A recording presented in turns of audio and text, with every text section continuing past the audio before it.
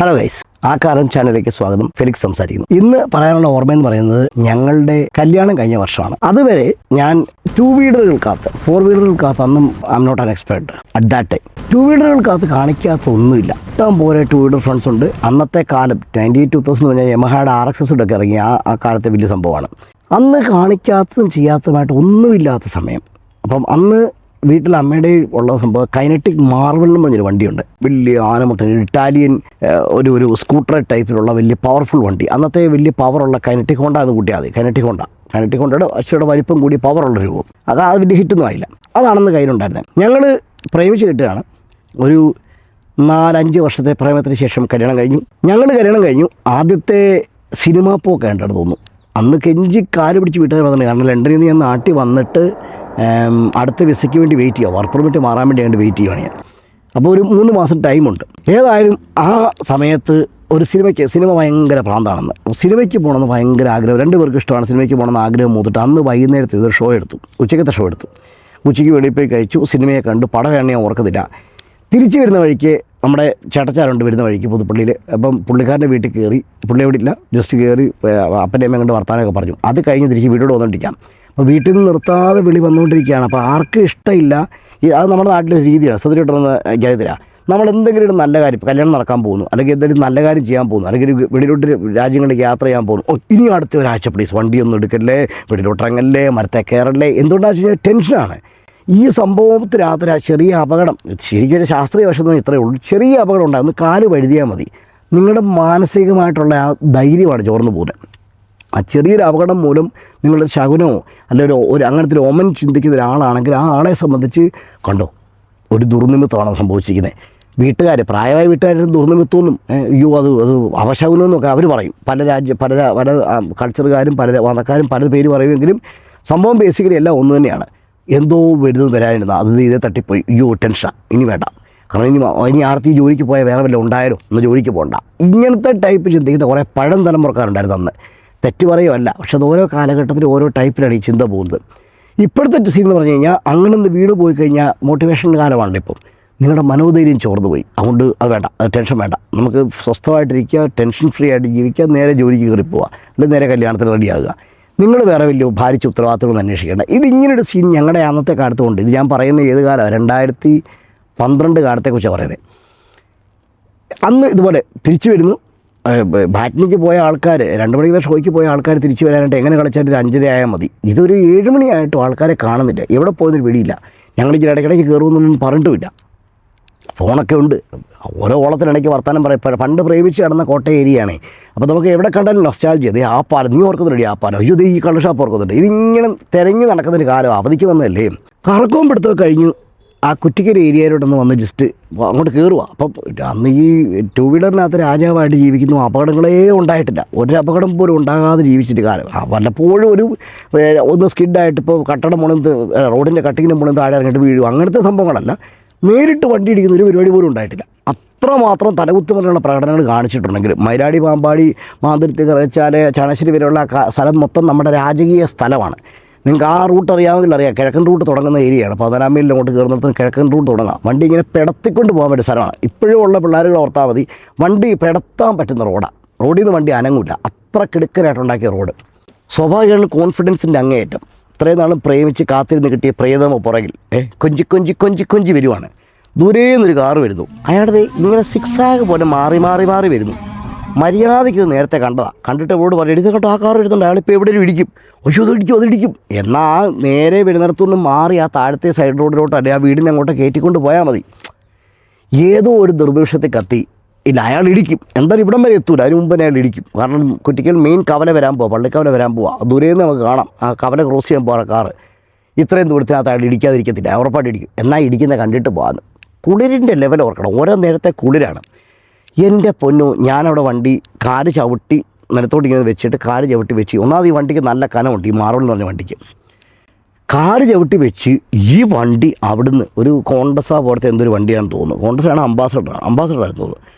ഇതിങ്ങനെ മൂവ് ചെയ്ത് റോഡിൻ്റെ ഓരത്ത് പോവും, അടുത്ത ഓരത്ത് പോവും. ഇതിനിടയ്ക്കൂടെ ആൾക്കാരെല്ലാം മാറിക്കൊടുക്കുക. മറ്റുള്ള വണ്ടികളൊക്കെ പെട്ടെന്ന് സ്പീഡ് കൂട്ടിയാൽ കുറച്ച് മാറിക്കൊടുക്കുന്നു. എൻ്റെ പൊന്നു ഒരിടത്തും ഇടിക്കാതെ ആ മനുഷ്യൻ നേർക്ക് നേരെ എൻ്റെ തൊട്ട് മുമ്പ് വന്നിട്ട് അപ്പുറത്തെ സൈഡിലോട്ട് നിന്ന് അപ്പോഴും ഞാൻ ചിരിച്ചോട്ടിരിക്കും നിൽക്കുക. അപ്പുറത്തെ സൈഡിൽ വന്നു. ഇനി ഇത് ഇങ്ങോട്ട് വരുവായിരിക്കും, അയ്യോ ഇങ്ങോട്ട് വരുന്നത് എൻ്റെ അടുത്താണല്ലോ, അത് ഞാൻ അങ്ങോട്ട് അയാളെ കോണോട് കൊണ്ടുവന്നാൽ ഞാനാണല്ലോ എന്ന് പറഞ്ഞിട്ട് കാലെടുക്കുന്നതിന് മുമ്പ് തന്നെ ആ വണ്ടി ട്വിസ്റ്റ് ചെയ്തു നേരെ ഒറ്റയിൽ. നമ്മൾ കംപ്ലീറ്റ് ആയിട്ട് നിർത്തിയിട്ടിരിക്കുകയല്ല, പതുക്കെ ഉരുട്ടി ചവിട്ടി അങ്ങോട്ട് വെക്കുമായിരുന്നത്. ഒറ്റയിടി നല്ല സ്പീഡിൽ അങ്ങനെ വന്ന ആൾ തീർന്നേനെ. എനിക്ക് ഹെൽമെറ്റ് ഉണ്ട്, ഇവർക്ക് ഹെൽമെറ്റ് ഇല്ല. ഇടി കഴിഞ്ഞ് ഞാൻ കാണുന്നത് ഈ നല്ല കനമുള്ള വണ്ടിയാണ്. ഞാൻ ഈ വണ്ടിയുടെ കൂട്ടത്തേക്ക് പുറകോട്ട് സൈഡോട്ട് പെടർന്ന് വണ്ടി എൻ്റെ മുകളിലോട്ട് അങ്ങ് വീഴുക. അപ്പോൾ എനിക്കറിയാം കാലിലോട്ട് വണ്ടി അടിച്ച് വീഴുന്നത് ഞാൻ ഓർക്കുന്നുണ്ട്. ഭയങ്കര വേദനയാണ്. എന്നിട്ട് റോഡിൻ്റെ സൈഡിൽ കൂടെ ഞാൻ വരഞ്ഞിട്ട് റോഡിലോട്ട് കയറും. ഇതാണ് എനിക്ക് സംഭവിച്ചുകൊണ്ടിരിക്കുന്നത്. അന്നേരം എനിക്ക് ബോധമുണ്ട്, എൻ്റെ കാല് പോയി, കാലിൻ്റെ മുകളിൽ വണ്ടി കിടക്കുവാണെന്ന് ബോധമുണ്ട്. എഴുന്നേക്കാൻ പറ്റത്തില്ല, കാരണം അത്രയും കനമുണ്ടാവും വണ്ടിക്ക്. ഇവള് ഈ വീഴുന്ന സമയത്ത് ഞാൻ കാണുന്നത് ഇവൾ എൻ്റെ പുറകെ ഇരുന്ന് ഇവള്, കാരണം ഇച്ചിരി സ്പോർട്സ് ബൈക്ക് ഒരു ഇച്ചിരി പൊങ്ങിയ സീറ്റാണ്, എൻ്റെ മുകളിൽ നിന്ന് തെറിച്ച് പറന്ന് റോഡിലോട്ട് പോവുക. അതെല്ലാം പൊക്കത്തിൽ പോയിട്ട് റോഡിലോട്ട് ഇങ്ങനെ വീഴാൻ പോവുക. ചങ്ക് കാളയെന്ന് പറഞ്ഞു കഴിഞ്ഞാൽ എൻ്റെ പൊന്നു ഇത്രയും നാളും പ്രേമിച്ചിട്ട് കെട്ടിയത് ഇപ്പോഴാണ്. നേരെ വന്ന് ജീവിച്ചു തുടങ്ങിയിട്ടില്ല. എന്തൊക്കെ ആഗ്രഹങ്ങൾ, എന്തൊക്കെ സ്വപ്നങ്ങൾ, എന്നാകെ വലിയ പ്രതീക്ഷ വെച്ചുകൊണ്ട് യൂറോപ്പിലോട്ട് ലൈഫ് മാറ്റുന്നുള്ളത് നമുക്ക് അറിയാവുള്ളൂ. നമുക്ക് മനസ്സിനകത്തോടെ പോകുന്ന വികാരങ്ങൾ പറഞ്ഞാൽ അറിയത്തില്ല. ആൾ മരിക്കുമോ, ഞാൻ മരിക്കുമോ, അത് അവൾ മരിക്കുമോ, അങ്ങനെ വല്ലതും ഉണ്ടായി എന്നാ സംഭവിക്കുക. അത് വിതിൻ ഫ്രാക്ഷൻ ഓഫ് സെക്കൻഡ്സിനുള്ളിൽ ഒരു 100 കൂട്ടം ചിന്ത മനസ്സിൽ വന്ന് ബോധം പോവല്ലേ തല കുടയുന്ന ഓർക്കുന്നുണ്ട്. ബോധം പോയിട്ടില്ല. അത് കഴിഞ്ഞ് നമുക്ക് ചില വളരെ കുഞ്ഞ് സെക്കൻഡുകളെ പാസ്സുള്ളൂ, മൈക്രോ സെക്കൻഡ്സ്. അത് കഴിഞ്ഞുകൊണ്ട് നമ്മൾ സ്വയം റിക്കവർ ചെയ്തെടുത്തു. യെസ്, ബോധം പോയിട്ടില്ല. അവിടെ മുഴുവൻ ആൾക്കൂട്ടം ഇങ്ങനെ കിടന്നുകൊണ്ട് കാണും. അവിടെ മുഴുവൻ ആൾക്കൂട്ടം, റോഡിനകത്തൊരു ആൾ ഇങ്ങനെ ഓടി കൂടിക്കൊണ്ടിരിക്കുന്നു. എൻ്റെ ദൈവമേ, അവക്കെന്തോ പറ്റി. ഒരു പട്ടിക്കുഞ്ഞ് പോലും ഈ വഴി കിടക്കുന്ന, ഈ വണ്ടിക്കടി കിടക്കുന്ന എന്നെ ആരും മൈൻഡ് ചെയ്യുന്നില്ല. മറ്റേ കാർ ഓൾറെഡി ഇടി കഴിഞ്ഞിട്ട് പോയി സൈഡിൽ ഇടിച്ച് നിന്ന്.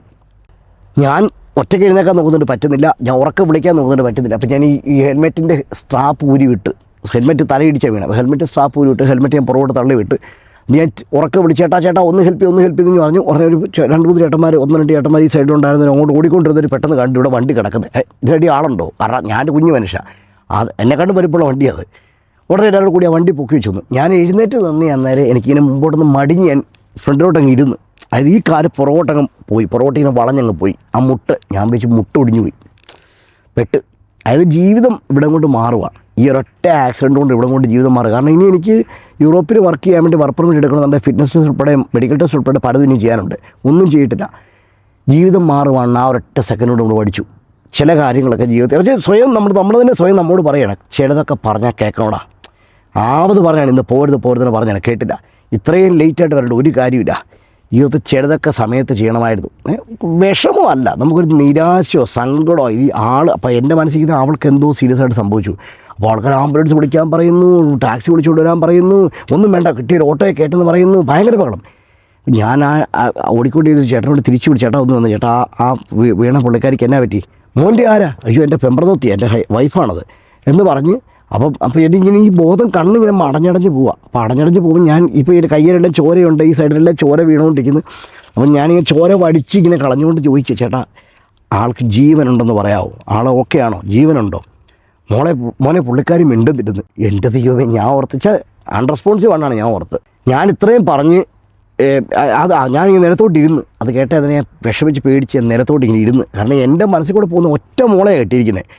എൽസയുടെ വീട്ടുകാർ എന്നെ കൊല്ലും, അതാണ് അവസ്ഥ. കാരണം അവർ ഓർത്തഡോക്സുകാരാണ്, ഞങ്ങൾ കാത്തലിക്കും. ഇതിനകത്ത് കല്യാണം നടക്കാൻ വേണ്ടി 100 കൂട്ടം അടികളുണ്ടായിരുന്നു, 100 കൂട്ടം പ്രശ്നങ്ങൾ ഈ കല്യാണത്തിന് പുറകിലുണ്ടായിരുന്നു. കാരണം അത് അവരുടെ നാട്ടിലോട്ട് അങ്ങനെ വെടിയുന്ന ആളെ പറോസൈഡ് ഒരിക്കലും കത്തോലിക്കലും അങ്ങനെ വേറെ പുറം ഒരു റീത്തിനെ അങ്ങോട്ട് കെട്ടിക്കുന്നൊരു പരിപാടി അങ്ങോട്ടില്ല.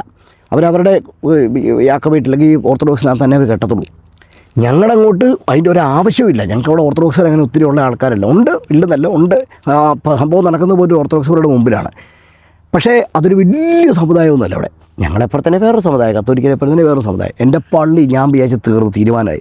എല്ലാ വീടുകളിലും പൂരി അടിയാകും. ഈ കൊച്ചിന് വല്ലതും പറ്റിക്കഴിഞ്ഞാൽ എനിക്കിനി കിട്ടാനായിട്ട് ഇനി വേറെ പ്രശ്നങ്ങളൊന്നും കാണത്തില്ല. അത്ര പക്ഷേ ഞാനിങ്ങനെ എനിക്കറിയാൻ വേണേ എന്തൊക്കെ ചിന്തിച്ചത്. പക്ഷേ ഇത്രയൊക്കെ എൻ്റെ ഓർമ്മ ഇപ്പോഴും ഉണ്ട്. കാരണം ഈ സംഭവം പലയിടത്ത് വിവരിച്ചുകൊണ്ടാണ് ഞാൻ ഇതിൽ ഓർമ്മയായിട്ട് പറയുന്നത്. എന്തൊക്കെയോ വിചാരിച്ചു. എനിക്ക് തലയിങ്ങനെ പൊട്ടിപ്പൊളരാണ്. ദേഹത്തിൻ്റെ പല സൈഡിലും നീറുന്നുണ്ട്. വെള്ളം ഒഴുകുന്ന പോലെ ചോര ഒഴുകുന്ന നമുക്ക് ഫീൽ ചെയ്യുന്നുണ്ട്. പക്ഷേ അത് എവിടെ നിന്നാണ് മനസ്സിലാകുന്നില്ല. വേദന ആ പറ്റക്കൂടെ സ്പോട്ടുകളില്ല. തപ്പി നോക്കുന്നുണ്ട്, കിട്ടുന്നില്ല. ഈ കാല് പുറകോട്ട് ചവിട്ടാൻ പറ്റുന്നില്ല. കാല് പുറകോട്ട് മടിഞ്ഞു പോവുകയാണെന്നുള്ള തലയിൽ കത്തുന്നുണ്ട്. ഇത്രയും ഏതായാലും തലേ കത്തി, ഇനി വരുന്നിടത്ത് വെച്ച് കാണാം എന്നോർത്തിട്ട് ഞാൻ ഇങ്ങനെ ഇഴഞ്ഞ് വണ്ടിയുടെ സൈഡിൽ നിന്ന് ഇങ്ങനെ ഒന്നേ ഒരു സൈഡോട്ട് ഇരുത്തിയിരിക്കണം വണ്ടിയുടെ സൈഡിൽ. അപ്പോൾ ഞാൻ വണ്ടിയുടെ ഹാൻഡിൽ ബാറെ പിടിച്ചിട്ട് ഞാൻ എന്നോട് ഇങ്ങനെ പൊങ്ങുമ്പോൾ ആ പിടിച്ചോണ്ട് ഹാൻഡിൽ ബാർ ഊരിപ്പോന്നു, വളഞ്ഞ് പോന്നു. ഞാൻ പക്ഷേ പുല്ല് ഉടനെ ഞാൻ അടുത്ത് നിലത്ത് കുത്തി കൈ പോകാൻ നോക്കി, എഴുന്നേക്കാൻ പറ്റുന്നില്ല. ചേട്ടാ എന്നെ എഴുന്നേൽപ്പിക്കാവോ എന്ന് ചോദിച്ച് ഉടനെ 2 പേരും കൂടി എന്നെ എഴുന്നേൽപ്പിക്കാൻ നോക്കി. എനിക്ക് ജസ്റ്റ് ഇങ്ങനെ നിൽക്കാൻ പറ്റുന്നുള്ളൂ, എഴുന്നേറ്റ് ഞാൻ നിന്നില്ല. അപ്പോൾ നിരാശയ സങ്കടത്തിന് അങ്ങേ എടുത്ത് വയ്ക്കുമ്പം ദേ വരുന്നു അവളുടെ ചുരിദാറിൻ്റെ കഷ്ണം, അവിടെ ഒരു സംഭവം ഇളകുന്നു. ഞാൻ നോക്കുമ്പോൾ പുള്ളിക്കാരത് എഴുന്നേറ്റ് നിൽക്കുമോ. എൻ്റെ ദൈവമേ, അന്നേരം തോന്നിയ ശാന്തതയെ സമാധാനം ഉണ്ടല്ലോ ജീവിതത്തിൽ പിന്നെ ഒന്നിനും തോന്നിയിട്ടില്ല. എന്തൊരു നമുക്കൊരു സംതൃപ്തി എന്നൊക്കെ പറയണേ, എന്തോ ഫുഡൊക്കെ കഴിച്ചിട്ട് ഞാൻ സ്വന്തം ഉദാഹരണങ്ങൾ മോശമാണെങ്കിൽ ക്ഷമിക്കണം, എനിക്ക് തോന്നിയതാണ്. നമ്മൾ നല്ല വയറ് നിറച്ച് ഫുഡ് കഴിച്ചിട്ട് വാവ് എന്ത് സൂപ്പർ സാധനം, അതിൻ്റെ കൂടെ ചെറിയ കട്ടൻ ചായ കൂടെ, എൻ്റെ പൊന്നോ എന്ന് തോന്നുന്നൊരു അനുഭവമായിരുന്നു ഇവളവിടെ എഴുന്നേറ്റ് നിന്ന് കഴിഞ്ഞപ്പോൾ. സമാധാനത്തിൻ്റെ അങ്ങേറ്റം. പിന്നെ എന്ത് സംഭവിച്ചാലും കൊണ്ടിരും, ബാക്കി എന്ത് സംഭവിച്ചാലും നോക്കാനുള്ളതേ ഉള്ളൂ എന്നാണ് ഞാൻ വിചാരിച്ചത്. നോക്കാനൊന്നും പറ്റില്ല, വേറെ കാര്യം. ഞങ്ങൾ ഹോസ്പിറ്റലിൽ പോയി, 2 പേർക്ക് വലിയ കുഴപ്പമൊന്നുമില്ലായിരുന്നു. ഇവന്മാർ കുഴപ്പമില്ല, ഒടിഞ്ഞിട്ടില്ലെന്ന് പറഞ്ഞ് കയറ്റി വിട്ട കാല് 3-ാമത്തെ ദിവസം നേരത്തെ കുത്താൻ വയ്യാതായി, കാല് പിരിഞ്ഞ് തൂക്കിയിട്ട് വലിച്ചുകൊണ്ട് നടക്കേണ്ടി വരുന്നത്, കാലിന് ബലം കിട്ടുന്നില്ല, ലിഗമെൻറ്റ് ചതഞ്ഞു പോയി, ഫുള്ള് ഇവിടുത്തെ ലിഗമെൻറ്റ് ടീറായിപ്പോയി ഒരു സൈഡ് മൊത്തം. ഓട്ടോമാറ്റിക്കായിട്ടും ഇവർ പറഞ്ഞു, ഇംഗ്ലീഷ് മെഡിസിനകത്ത് പറയുന്നത് 6 മാസം കാല് പ്ലാസ്റ്റർ ചെയ്ത് നടക്കണം. മറ്റേ എല്ലുമത്തായി എന്നൊക്കെ പറഞ്ഞൊരു ഡോക്ടറൊക്കെ ഉണ്ടായിരുന്നു. അപ്പോൾ അവിടെയൊക്കെ പോയി, കാരണം എല്ലാവരും ഓരോരുത്തരും ഓരോ ഡോക്ടർമാരെ പറയും, മറ്റിടത്ത് പോകും, അങ്ങനെ കുറേ ഇടത്തൊക്കെ പോയി. ആർക്കും പ്രത്യേകിച്ചൊന്നും പറയാനില്ല, ഇതേ ചെയ്യാനുള്ളൂ, വേറെ ഓപ്ഷൻസ് ഒന്നുമില്ല. ഇന്ന് ഓർമ്മകൾ പറയുമ്പം എൻ്റെ ജീവിതത്തിലെ ഏറ്റവും പഴയ ഓർമ്മകളിലൊരെണ്ണമാണ്. അടുത്തത് ഞങ്ങൾ ഈ നോർത്ത് ഇന്ത്യയെക്കുറിച്ച് പറഞ്ഞല്ലോ. നോർത്ത് ഇന്ത്യൻ ഗോതമ്പ് പാടങ്ങൾക്കകത്ത് ഈ ലോറിക്കാരാളെ തല്ലിക്കൊന്നിരുന്നൊരു പരിപാടിയുണ്ട്. പണ്ടത്തെ കാലം, അതായത് ഒരു 98-2000 കാലത്തെ കാര്യമാണ്. അതിനെക്കുറിച്ച് അടുത്ത തവണ പറയാം. ഞങ്ങൾ തീർച്ചയായിട്ടും നിങ്ങൾക്ക് അടുത്ത സ്റ്റോറിയുമായിട്ട് ഉടനെ തന്നെ വരുന്നതായിരിക്കും. Thank you.